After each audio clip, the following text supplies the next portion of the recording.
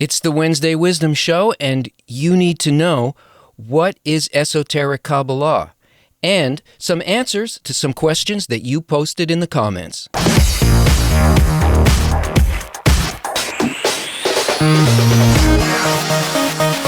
A little later in the show, I'm going to answer questions that some of you have posted in the online comments. So hold on for that. But you know, many of the comments that are posted along with the shows indicate a fear and a profound misunderstanding of what Kabbalah is, a kind of a prejudice that comes from something that's not the fault of the people who are expressing this, but is just a condition, actually, connected to human development. And human development is really based very much on the nature of the kind of desire that a person has, what they're really looking for, and what they use in their experience to measure things, to judge them, and whether or not these things become internalized in the person, or whether a person uses their external mind, purely their reason, in order to determine what something is, what role it plays, and its value. So this is the basic problem in the misunderstandings of Kabbalah. I searched for Kabbalah for many years, tried to find what I could consider to be a real teacher and the real essence of what that wisdom is, what it has been, what it is, and how it applies now. And I began my search in my 20s, many decades ago. At that time, it was only books, special bookstores that had editions that you could, buy, check out, and you invest in reading all these things and see what's there, what do they say. And almost everyone that I encountered, and this is like the stuff that you find on the web now, if you search for Esoteric Kabbalah, when you have finished the very end of this show, I hope, you'll see what I'm talking about. It's full of things that relate Kabbalah to other very specific paths, if you can call them paths. Some of them relate Kabbalistic symbols, explain Kabbalistic terms, talk about its purpose and its goal in terms of other systems completely. Like you'll see the chakra system in the energetic field of the human body laid out on the Kabbalistic diagram of the 10 Sephirot, as though these were the same because they have the same number as the number of spheres in the central column of the tree. Therefore, one must be talking about the same thing because this is mysticism and that is mysticism. I would say that neither of those two things are actually mysticism. One of them is just a subtle material grasp of how the body is built and functions, and organs of the body that are not evidently material. So the chakras are, they're talking about sort of energy loci that modern science is finding actually do exist in some way. And the tree of life is not about anything physical at all, and yet they're related, and people believe that these things are related. And likewise, there's all kinds of things that call themselves Kabbalah. The books that I encountered and the things that I see online talk about Kabbalah as being connected to meditation, to healing, to dance and art, to blessings, to amulets, meaning to some kind of magic. Then there's the Hollywood Kabbalah, whose purpose is not clear to me, but has some tangential connection to real Kabbalah, but has gone in some very material direction. And then there is the fear that surrounds the the word Kabbalah and all of the things that people imagine it might mean, the fear that comes from certain quarters of religion that say that Kabbalah is magic and it is evil and its purpose is to sort of unseat God, or I don't know. I mean, there's all kinds of things that people say. All of this is completely understandable because Kabbalah and understanding what it is really dependent on having a correct desire in the first place that is not fixed on the material, external mind, that is purely and only on reason. A person who has a desire to know won't be stopped by these distortions. They'll keep looking, and they will find eventually a place where there is an explanation of authentic Kabbalah coming from the authentic lineage of Kabbalistic teachers. Kabbalah is not it's not actually hidden in the sense of like it's encoded so that a person can't understand unless they're an initiate or all these kinds of things. It's dependent on the nature of the desire of the person and what they're looking for. If they're looking for the wrong thing, if they're looking for knowing how to control things in life by having some kind of knowledge of higher forces, they're not going to be able to penetrate anything. Because the nature of Kabbalah, being very far from evil, is, at least for the person who has no desire like this, is completely benign. It's benign. A person will not be able to see what's in it at all. And the truth of it is that far from being benign, it is the essence of good. And the reason that it can't be magic is because the intent of magic, which is a completely different thing, different path, or kind of psychological manipulation of human awareness, the purpose of it is for a person to rise to a certain level and to use the forces of nature in order to get some kind of outcome determined by their reason and their ego. And usually it's connected to evil. And rightfully so, because that kind of an action is essentially a disconnection from other people and a desire to dominate. In real Kabbalah, a person cannot even come in contact with the actual higher forces of nature, and this applies even to the person who considers themselves to be a magician or something like that. A person cannot come in contact with the higher forces of nature without transforming themselves to become like them. And all of those higher forces, they're all good. They all they come from an initial impulse that set creation in motion, and that impulse is the impulse to create and do complete good to all of creation. So a person can't even see what it is. They're imagining out of their own inner state of conflict, and they're projecting that on Kabbalah. The essence of Kabbalah is the well-being and healing of the creature and its development to become committed to, aligned with, similar in nature to the divine force.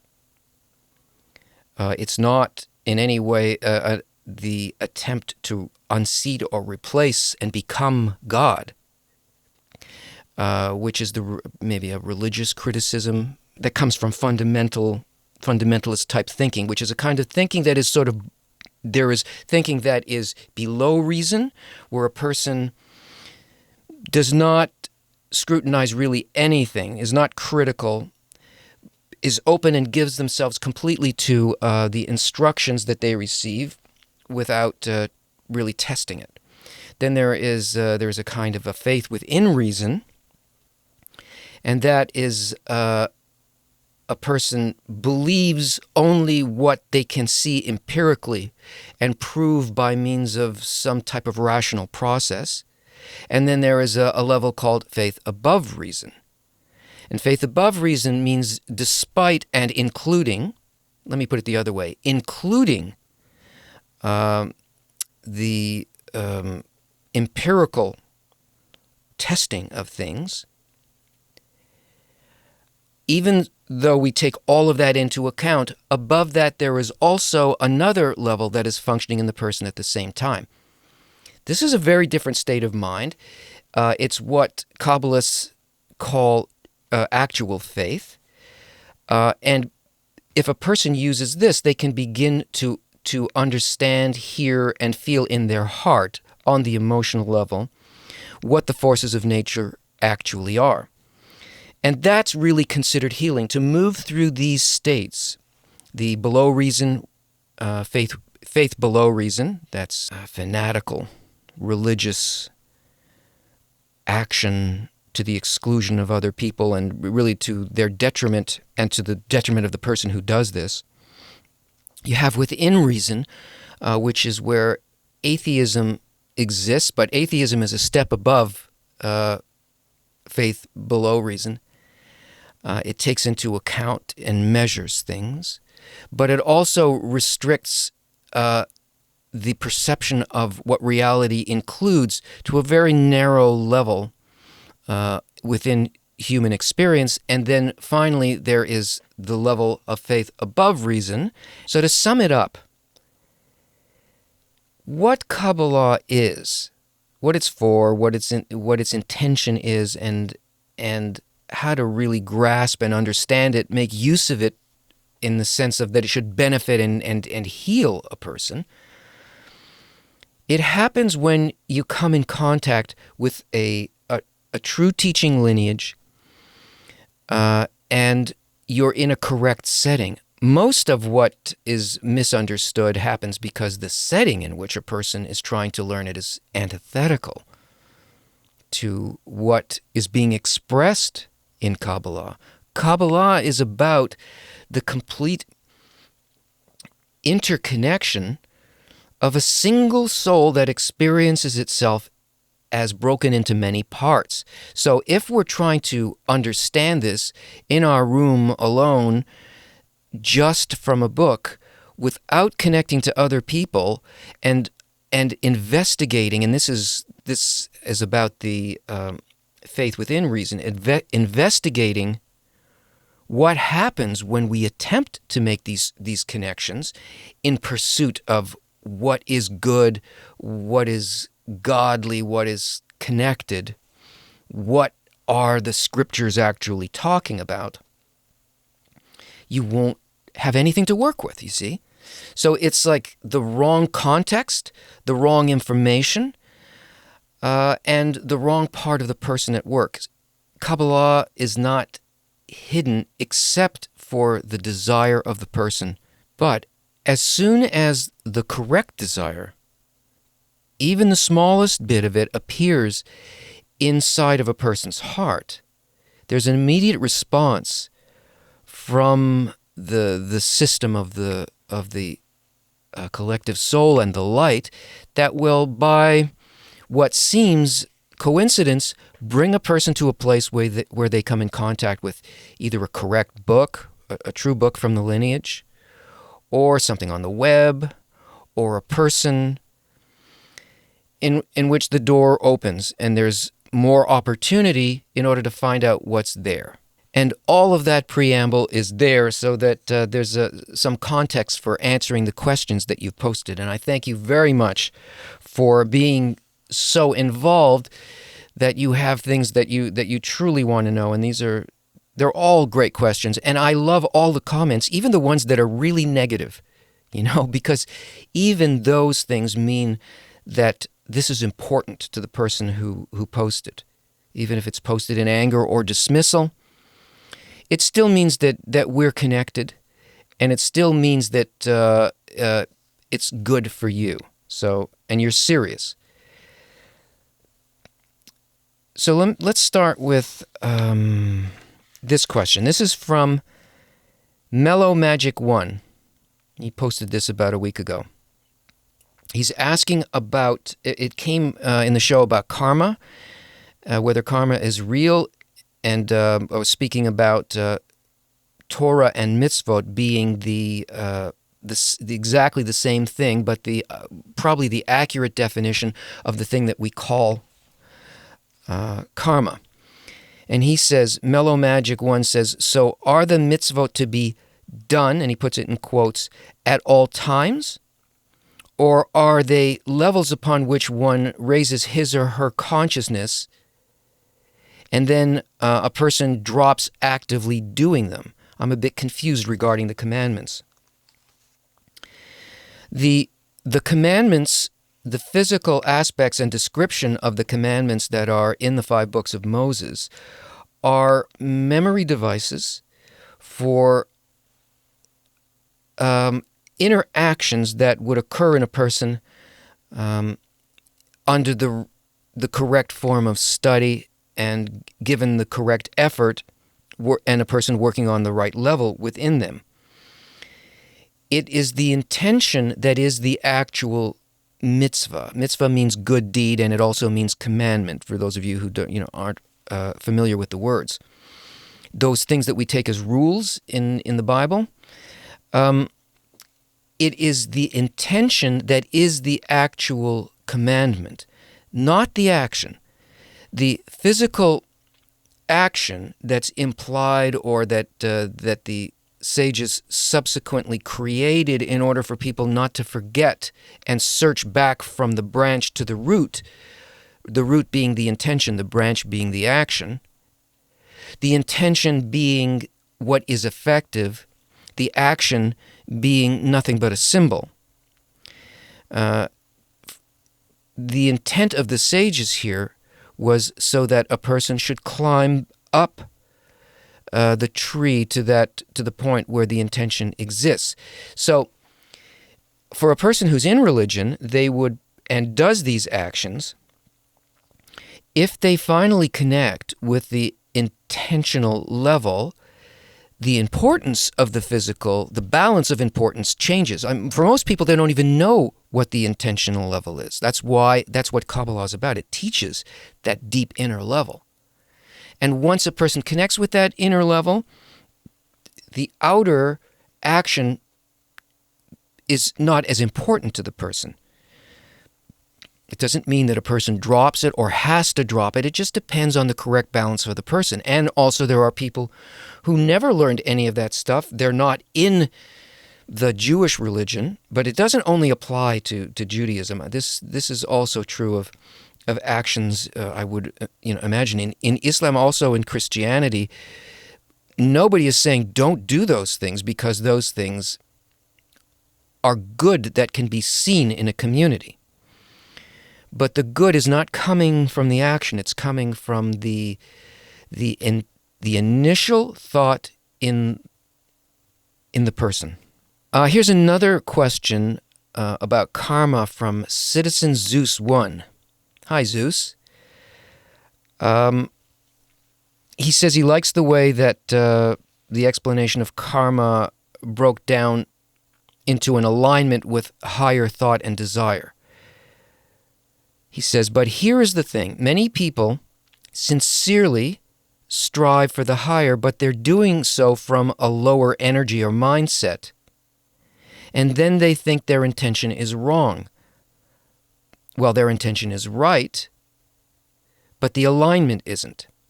How do you help people discern in terms of this? What is the key to authentic intention meeting in the internal commandment? So how does a person know, and how can they determine whether or not they're in alignment, whether or not they have an actual intention? Well, I described in the preamble to these questions the fact that proper alignment really has to do with the nature of the kind of faith that a person has. What kind of mind are they acting from? What are they trying to achieve by aligning? If what they're trying to achieve is their own spiritual advancement, that's not really in alignment with the way that where nature wants to lead us. It wants to lead us to a kind of a selfless love for others and for the whole system and for the Creator. So a person has to learn how to begin to aim this, and that means that another aspect of not right, and I mentioned it before, is that you can't do it by yourself. Intention like that only appears when one is involved in a serious, ongoing effort with others to create a small, even a sort of, what would you call it, experimental society, even amongst a few friends, based on these principles. Now you've got something to measure because it's controlled. Everything outside of using the right tools for the evolution of true intention, everything other than that will never lead to it. So that's why we say that Kabbalah is a methodology. You can't apply this stuff like self-help. It's a science, and it's serious. I mean, it is the most serious thing that exists in the world because it is the fundamental purpose of the world and of life. So we have to treat it seriously. It's not that difficult. I mean, it's very human. It involves the things that people do all the time. But it has to be done in a controlled way, otherwise we don't even notice it. Everything's profound. We don't notice a thing about the profundity of it. That's why they say it's a science of the hidden. It's not hidden. You need certain tools, like you've got, if you know, I can't see you very well unless I do this.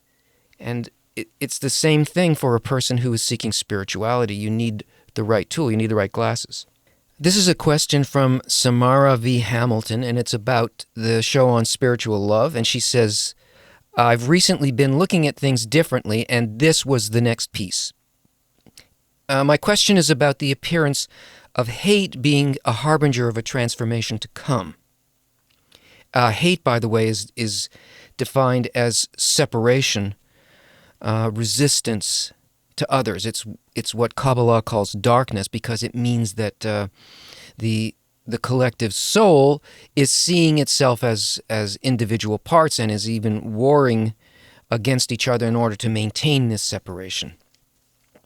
And so it's darkness, and darkness is always an indication that there is a great light present. Otherwise, we wouldn't be able to sense the light. We really can only sense our own darkness when a great light appears. So she's asking, how can we possibly witness this, like the Tree of Life synagogue massacre, and not be afraid? Is fear the circuit breaker?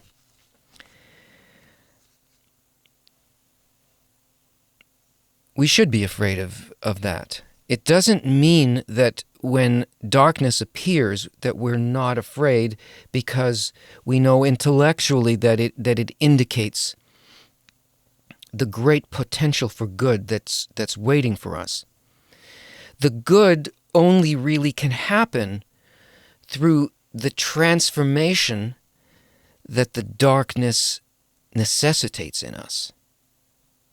Nature doesn't want to continually evolve us unconsciously. It wants us to begin to understand that we need to become like it, and that means we need to make choices. So the fear can either function in a way that people run away from such a thing, or they start to look into the source of the problem. And the thing that it's trying to get us to learn, what is meant by conscious involvement, is that you can only not fear it when you value it. How could you possibly value the fear that arises out of an event that you wish would never occur? The event is given to us to stimulate this, but we can only take it in above reason. We have to see what it is within reason, and we have to then look for what state it might be aiming us at. And that means we have to transform ourselves. It's not that we can shut down our fear. We can't. We have to transform what we consider to be, rather than sweet and bitter, true. We have to change that into true and false. Truth encompasses even the most difficult things, and we have to learn to be thankful and be excited and awakened by the fact that we now must, not that that thing happened, And we don't stop the pain of it. We need that. But we should be thankful that we feel awakened by it enough to search out how we can actually transform ourselves in order to rise to the truth, as opposed to that event and events like that are false. They truly are false. Because all of these things are done with great love towards us, in the same way that a parent sets up situations for a child in order to guide the child in the right direction. They never let harm come to the child in truth.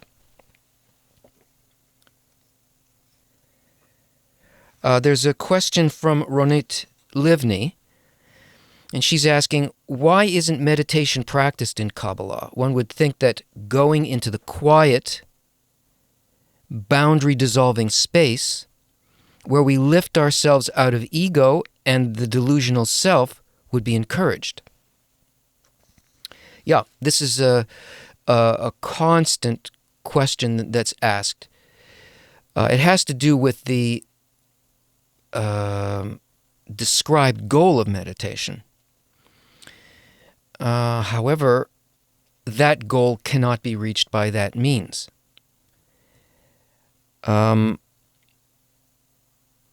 A goal like it can be reached, and it is the stilling of the ego, the quieting of the ego, the sort of putting it to sleep and devolving it to a lower state. But nothing in creation moves backwards like that. It always moves forward, and the engine of the motivation of evolution is the ego. And we don't own the ego. It's owned by the Creator, by the upper force, by the light, and it's used to develop us.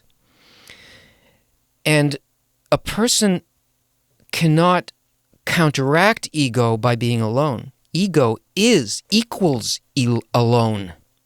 Ego equals alone. We have to stand up and face the true responsibility that we have to evolve the ego and to rise above the ego and include it. We don't nullify anything in creation.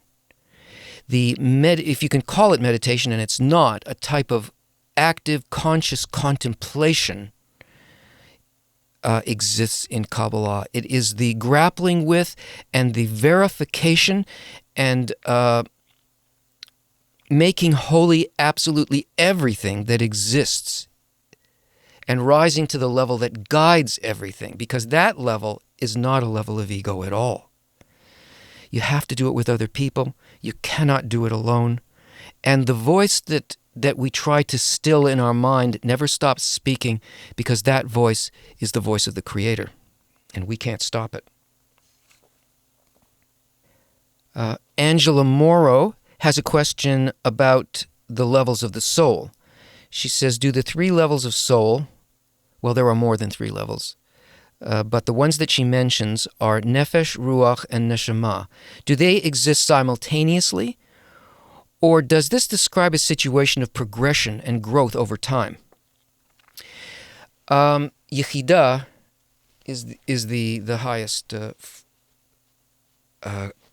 quality of soul. It represents evolution of the from below upward, of the human connection and the human soul, of the entire creature, the collective.